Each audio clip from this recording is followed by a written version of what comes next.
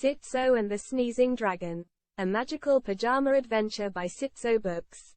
To our dear Felicia, who dreads the night. Sitso was excited. Her mom had just bought her some new pajamas. They were red and had yellow stars all over them. But the best part was the pockets. They were big and fluffy, like little clouds attached to her pajamas. "They're magical, you know," her mom had whispered, her eyes twinkling. "They can hold anything you can imagine, no matter how big or small." That night, Sitso snuggled into bed, clutching her favorite teddy bear, Mr. Snuggles. As soon as her eyes closed, her bed began to shake. She peeked one eye open. The bed was transforming into a magnificent flying ship. It had glowing wings and a tail that puffed out rainbow smoke. The ship zoomed out of her window and into the night sky. Stars whizzed past, leaving trails of glitter. Tonight, Sitso found herself flying over a land filled with giant, bouncy mushrooms. She giggled as she saw tiny creatures with wings flitting between the mushroom stalks. Suddenly, the ship lurched. The air filled with a sound like 1,000 trumpets blaring at once, only much less musical. Achoo! A giant, green dragon with shimmering scales soared past, sneezing fire and leaving a trail of sooty smoke. Each sneeze sent a shockwave through the air, making the ship wobble. Sitso grabbed onto Mr. Snuggles, her heart pounding. A tiny creature with iridescent wings and a worried frown landed on Sitso's knee. "Oh dear, the great sneeze has begun. Flutter has a terrible cold, and each sneeze is causing a terrible storm.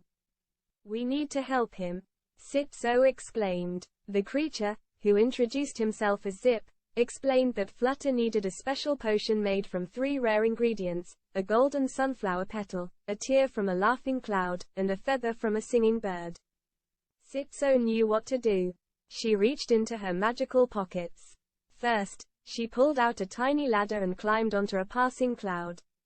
The cloud was indeed laughing, its belly shaking with mirth. Sitso gently caught a single, sparkling tear in her hand. Next, she pulled out a giant butterfly net and, after a playful chase, managed to gently pluck a single golden petal from a sunflower bigger than her house. Finally, she used a bird call she'd found in her pocket to attract a beautiful bird with feathers that shimmered like rainbows. The bird sang a beautiful song, and a single feather drifted down, landing softly in Sitso's open palm. With all 3 ingredients safely tucked away in her magical pockets, Sitso and Zip flew back to Flutter. The dragon was even larger up close, his eyes watery and red. Zip mixed the potion, which shimmered with all the colors of the rainbow.